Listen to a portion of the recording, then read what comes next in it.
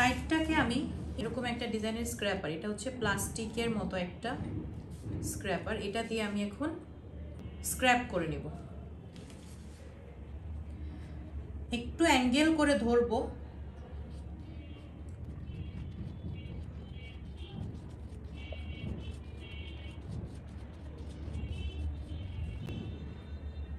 ব্যাস দেখুন কত সুন্দর একটা ডিজাইন চলে আসছে।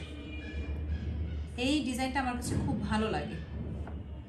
যত সুন্দর স্ক্র্যাপার ব্যবহার করবেন আসলে কেকের সাইড তত সুন্দর লাগবে।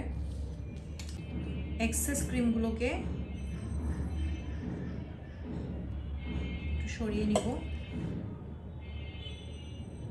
ওকে, তো আমরা এখন এটার উপরে পাইপিং জেলের কাজ করব, যেটা একটা গ্লেজি ইফেক্ট দিবে সম্পূর্ণ কেকটার মধ্যে।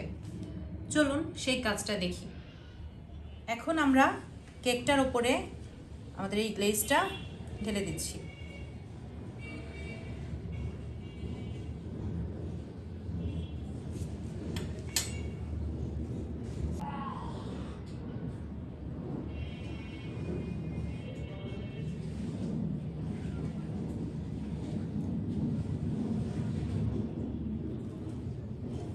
সব সাইডে দিয়ে প্যালেট নাইফের সাহায্যে এটাকে একটু ছড়িয়ে দিব।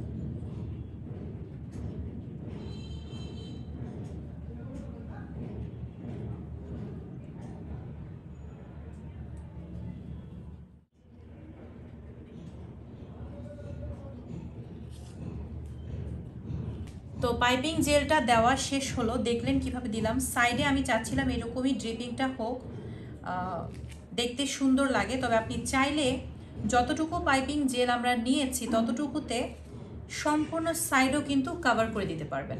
ঠিক আছে, কভার করতে চাইলে আপনি কি করবেন, এই যে প্যালেট নাইফ এটা নিয়ে এই সাইডের জেলগুলোকে এভাবে নিয়ে কেকের গায়ে লাগিয়ে দিবেন।